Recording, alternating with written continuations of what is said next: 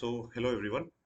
Now this video is with regard to a revision for your forthcoming first assessment. Okay. So now in this video I'm going to talk on this chapter up to the topic of electric flux. Okay, till the topic of electric flux. Now beyond that, the theory part will be discussed by Vidyut sir, and the numericals will be discussed by Bilkis madam. Okay. So this chapter, this starts with the concept of or the definition of electrostatics. Okay, electrostatics and common observations. Common observations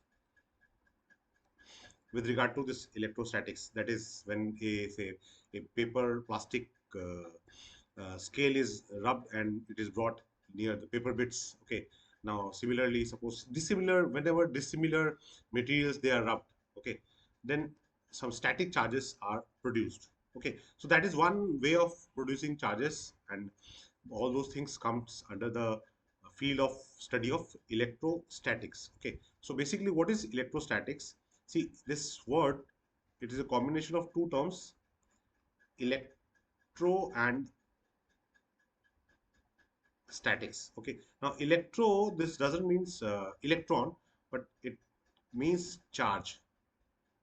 Okay, charge. So when charges, statics means at rest.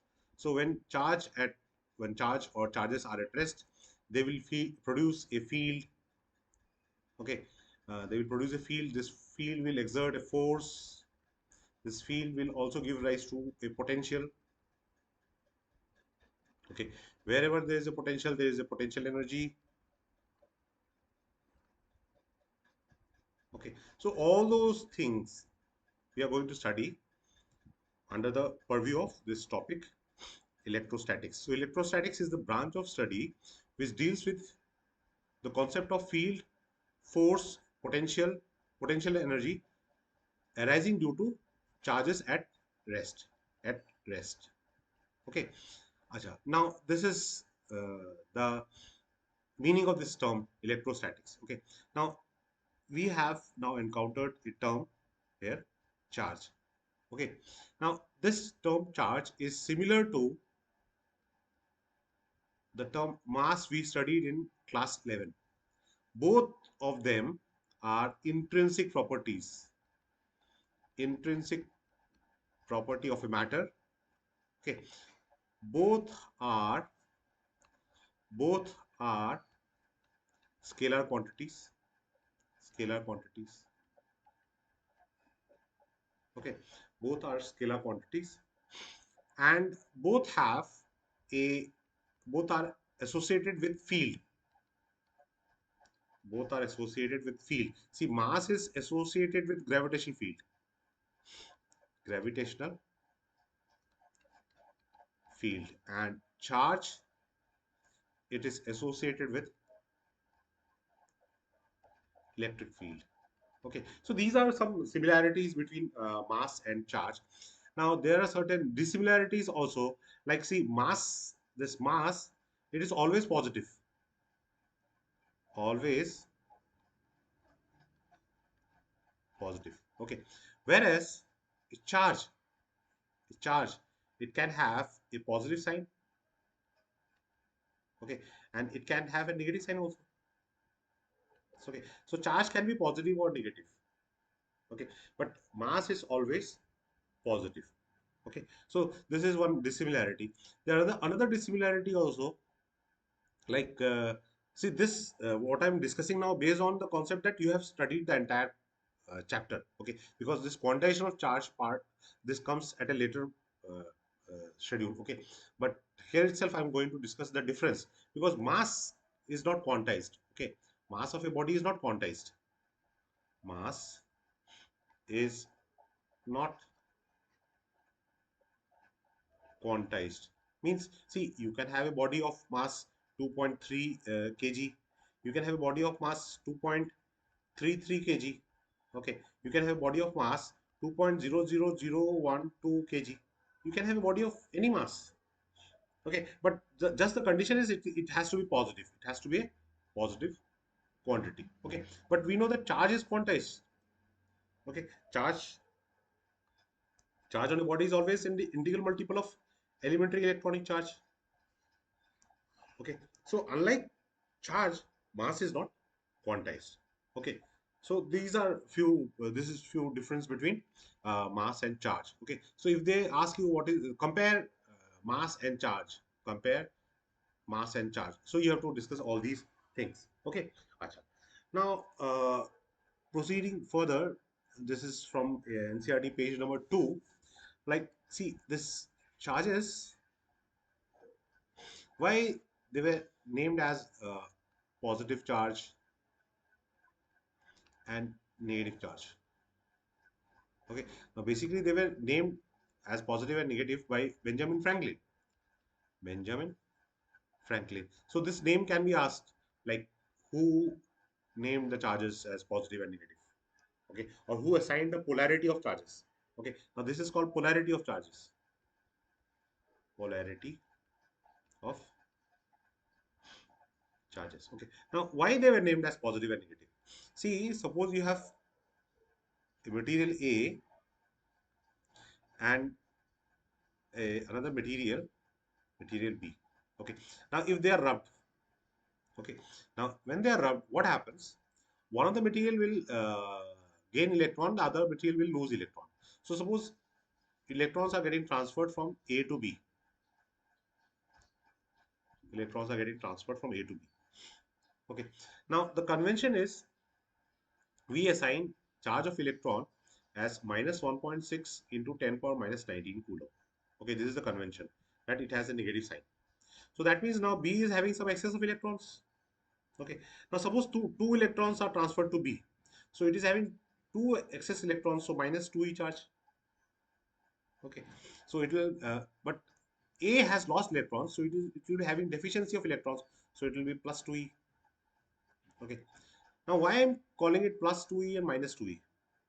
Why I'm calling it basically this is the question, like why they are named as positive and negative? Because see, when A and B are rubbed, they are acquiring some type of charges. Okay, now when A and B are again brought in contact, A and B brought in contact. Okay, and then when again they are separated, there is no force between them. So that means charges acquired on rubbing are lost when charged bodies are brought in contact. Okay, now that is possible only when, see, one body is having charge say plus 2e, another body is having charge minus 2e, and they are brought in contact, so the total charge is 0. Okay, so that is the reason we say that the charges are of two types, positive and negative. Okay, positive charge and negative charges. Okay, now this observation was first made by Benjamin Franklin. Benjamin Franklin. Okay, Acha. Now next topic is gold leaf electroscope. Gold leaf electroscope. Now this is basically a device which is used to detect amount of charges present in a body. Okay, detect the amount of charges in a body. So basically, it consists of a uh, cubical box. Okay, this is a cubical box, and this one side is open. Means open means in the sense one side is having a glass window so that you can see what is happening inside the box. Okay, and there is a metal rod which is suspended inside this box with the help of rubber tube, and this end is bent, and here you have the gold foil. Okay, so this is the gold foil, yellow color gold foil. Okay, and this rod has a metal knob. So when a charged body, suppose this is a charged body, it is brought in contact with this rod.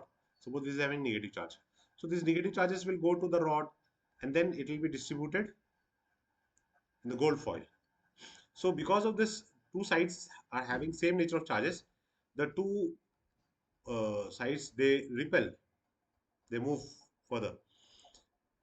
Okay, the greater the, so this, they diverges. Basically, we say that they diverge. We use the term diverge. Okay, so this divergence is proportional to the amount of charge. Greater the amount of charge, greater will be the divergence. Okay, so divergence divergence is proportional to amount of charge. Okay, so by observing this divergence, we can get an idea about the charge, amount of charge on a body. Okay, so this is gold leaf electroscope. Okay, now next comes the topic of conductors, conductors and insulators, conductors and insulators. Okay, now see difference between them. Like see, one is, see, common differences with regard to conductivity.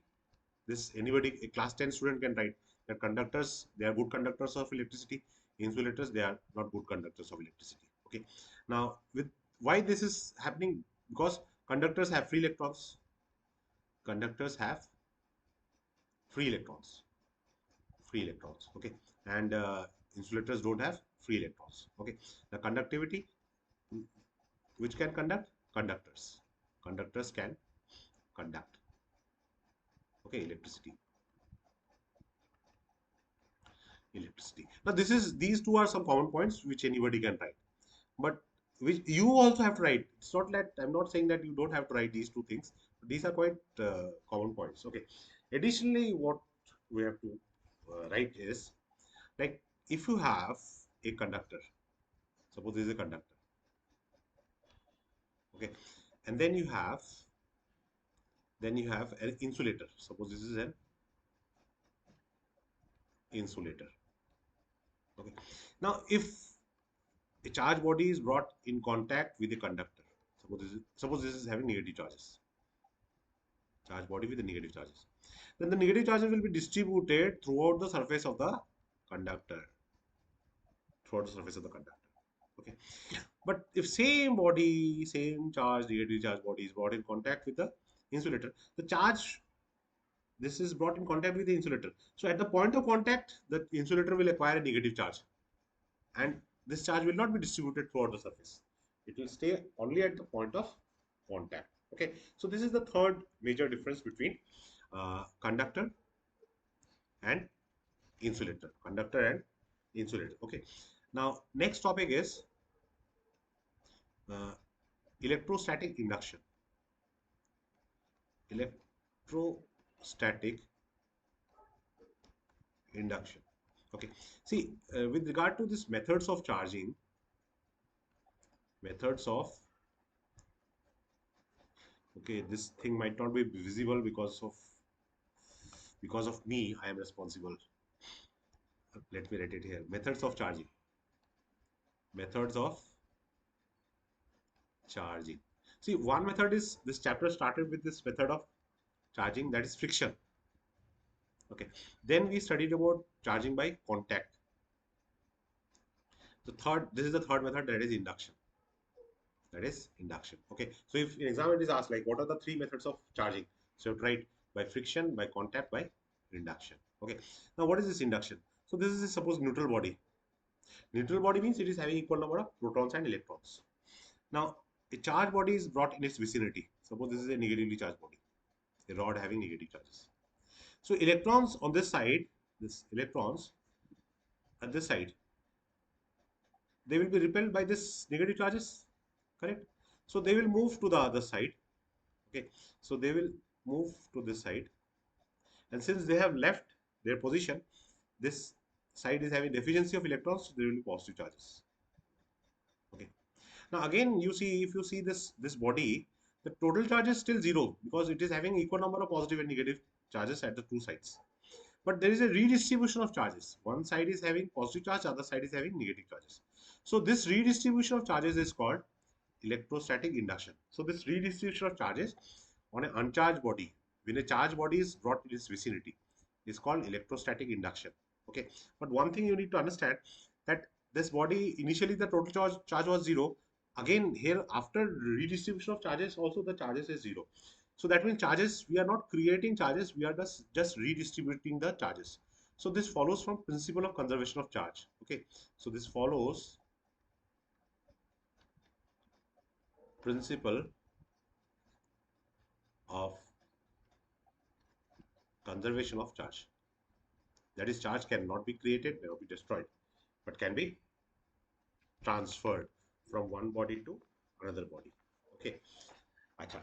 Next topic, important topic, very important topic is properties of charges. Properties of electric charge. Electric charge. Okay. So number one property. Before I say, can you say what is that? Yes, charge is scalar. Charge is scalar. Okay. So this property in your NCERT, it is written as additivity of charges. Additivity of charges. That is, suppose a body, this is body, and it is having charges Q1 minus Q2, Q3. Okay, so it is having charges Q1 minus Q2 and Q3. So total charge Q total, it will be Q1 plus minus Q2 plus Q3. So you have to add the charges just like this minus Q2, just like numbers. Okay, and you have to take into consideration the sign of the charge. So negative charge means you have to take the sign. Okay. Then second thing is charge is conserved. Charge is conserved for isolated system. For isolated system, you cannot create charge, you cannot destroy charge, but you can transfer charge from one body to another body. So this is called uh, principle of conservation of charges. Principle of conservation of charges. Okay. Then we have third property is quantization of charge. Quantization of charge. That is, charge on a body, Q is the charge on a body, is an integral multiple of elementary electronic charge. N is the integer, E is equal to 1.6 into 10 power minus 19 coulomb. Why this is positive and negative? Positive means the body has lost electron, negative means the body has gained electrons. Okay. Now another important observation is, so this quantization is ignored at macroscopic level. Okay. It is ignored at macroscopic level. Why it is ignored at macroscopic level? Macroscopic means large level. Okay. Now at that, suppose charge on the body is 2 microcoulomb. Okay. Charge on the body is 2 microcoulomb. And we add 2 electrons to this. So the charge will become 2 microcoulomb. So 2 into 10 power minus 6. Then 2 electrons means minus 2 into 1.6 into 10 power minus 19 coulomb. Now obviously this number is so small. So if you subtract this from this, again you get the same value, 2 into 10 power minus 6. So that charge is not going to change. So addition or removal of free electrons from a body, charge body at macroscopic level doesn't bring any change in the charge of the body. 2 microcoulomb remains 2 microcoulomb. So that is why at macroscopic level, quantization of charges ignored. Quantization of charges ignored. Okay. So this is page number 8 and 9. Okay. Then comes page number 10, most important topic, another most important topic, Coulombs law. Coulombs law. Okay. Now, it is valid for point static charges. Point static charges. That is, point charges at rest. Okay. Now, you have two charges, Q1 and Q2, separated by distance R. So according to Coulombs law, we have F proportional to Q1, Q2. F inversely proportional to R square. So F proportional to Q1 Q2 by R square. Okay, so this is F is equal to K Q1 Q2 by R square. So now this K, what this K is the proportionality constant. Now if the charges are placed in free space or vacuum, okay, now in that case, and in the system of unit is SI system of unit is SI system. In that case, K will be equal to 1 by 4 pi epsilon naught, where epsilon naught is the permittivity of free space, and F will become 1 by 4 pi epsilon naught Q1 Q2 bar square. Okay, now this epsilon naught, this is permittivity of free space, permittivity of free space. Okay, and again, suppose this is free space, but the system is CGS system. So in that case, K is equal to 1. So F is equal to Q1 Q2 bar square. So that means the value of the proportionality system, proportionality constant, this K, this depends on two factors. The value of K depends on two factors. What are they? Value of K, this depends on nature of medium, nature of medium. Okay, and the other thing is choice of units, choice of unit. Okay, and now in exam questions can also be asked like this: what is the SI unit of permittivity or dimensional formula of permittivity? Okay, so if you know this expression, you can very well give the answer like regarding the dimensional formula or SI unit. Okay, now this is Coulombs law, magnitude with regard to magnitude. But again, this what is this force? Force is a vector quantity. We have understanding about the magnitude, but what about the direction? So then you have to explain about Coulombs law in vector form. Okay, Coulombs law in vector form. Coulombs law in vector form. Okay, vector form. So you have to show that suppose this is Q1 and this is Q2. So you have to show that F force on 1 due to 2 is equal to negative of force of 2 due to 1. That is, the two forces are equal in magnitude and opposite in direction. That is, they follow Newton's third law of motion. Newton's third law of motion. Okay, why Newton's third law of motion? Because if one force is the action and the other force is the reaction. So action and reaction, they are equal. They are equal, but negative sign, this shows that they are in opposite direction. They are in opposite direction. Okay. Now this is Coulomb's law. Now this is, see, in this we have found the force between two charges. Okay, we have found the force between two charges. Okay, here we have two charges. So we have found the force between two charges. But if we have more than two charges, then what do we do? We use principle of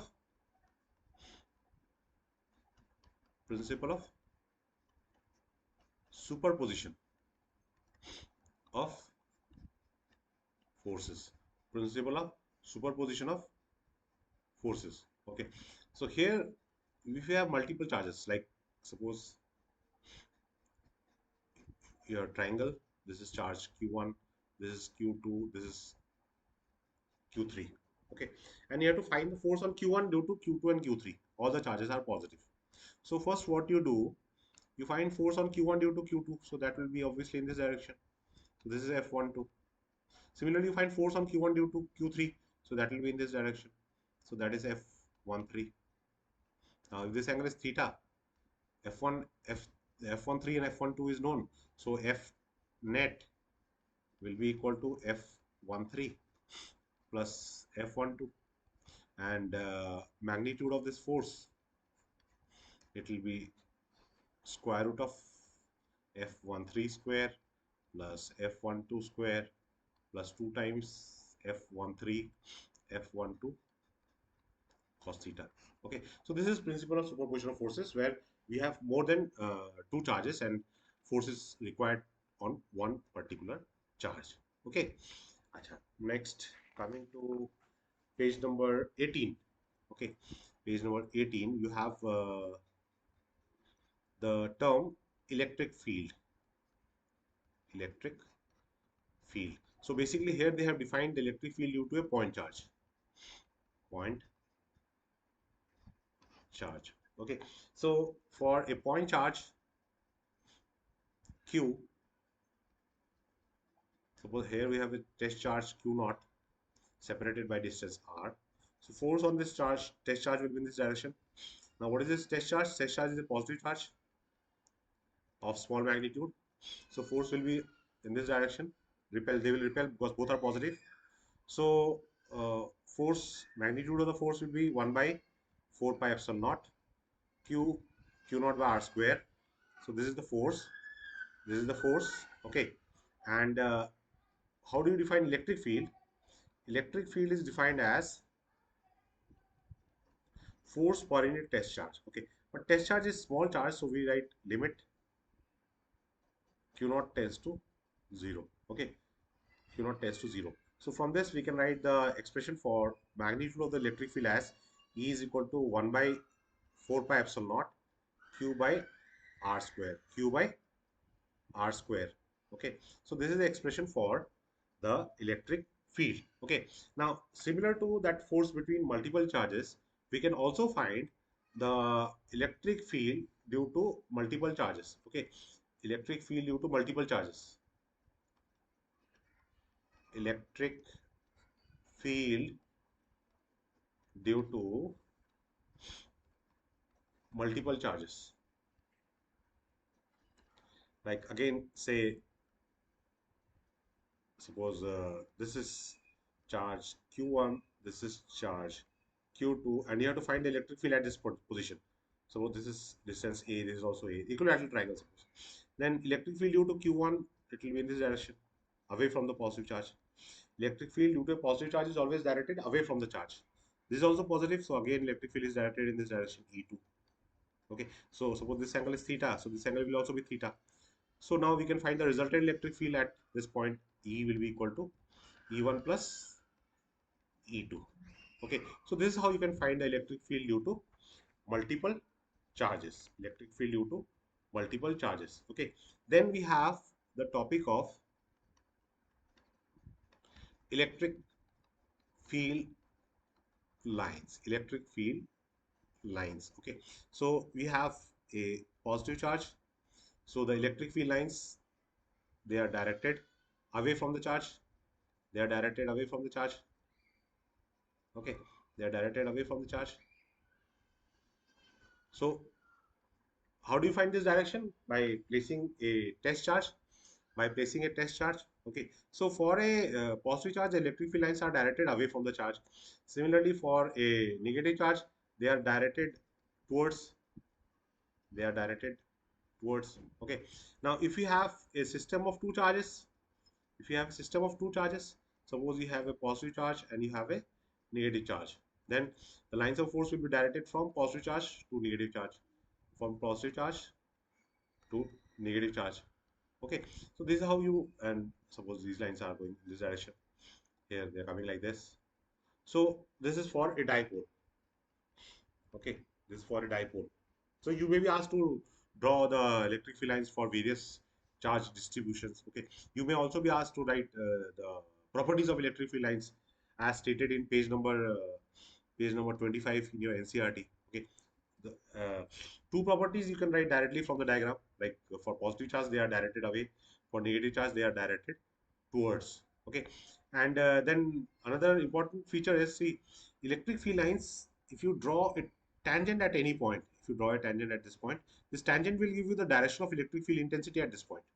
Okay, so at any point on the electric field line, if you draw a tangent, the tangent will give you the direction of electric field intensity. Direction will be the direction of the electric field intensity. Okay, so that means electric field lines cannot intersect.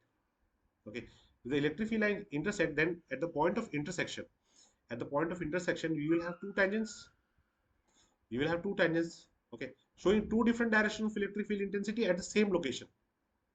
Okay, see, this tangent gives the direction of resultant field at the particular point, direction of the resultant field. Okay, so the resultant field cannot be in two directions at the same point, so electric field lines can never intersect. Okay, now electric field lines also do not form closed loop. See, they go from positive charge and then they terminate at negative charge. They are not forming a closed loop. Okay, so that shows that uh, the conservative nature of electric field. Okay, work done by electric field over a closed loop is zero. Okay, so this is another important feature. Electric field lines, electric field lines do not form, do not form, form closed loop, do not form closed loop. Okay, closed loop. This shows the, what it shows? It shows the conservative nature. It shows the conservative nature of electric field. Conservative nature of electric field. Okay. Then we have the topic of electric flux. Electric, electric flux. Okay. This is again this page number 25. Electric flux denoted by the symbol phi. Okay. Now suppose this is an area. This is an area, and this is the direction of the electric field lines. Then area vector will be normal to the area in the direction of electric field, and this angle is theta. Then electric flux is defined as dot product of electric field and area vector. Or I can write phi equal to E cos theta into A. E cos theta into A. So that is, we are taking only that component of electric field which is perpendicular to, because E cos theta will be in this direction. So we are taking only those lines which are perpendicular to this area. Okay. So electric flux is defined as the total number of lines of force passing through an area, the area being held perpendicular to the direction of lines of force. That is the definition of electric flux. Okay, and again, since it is a dot product of these two quantities, electric field and area vector, it is a scalar quantity. Okay, and this is Newton per Coulomb. This is meter square. So electric flux will be Newton meter square per Coulomb. Okay, Newton meter square per Coulomb. Okay, so this is the definition and the concept of electric flux. Okay, so these are the things. This is a quick revision of the things which you need to study for your assessment. Hope this video benefits you in your preparation. My best wishes to you. Good luck.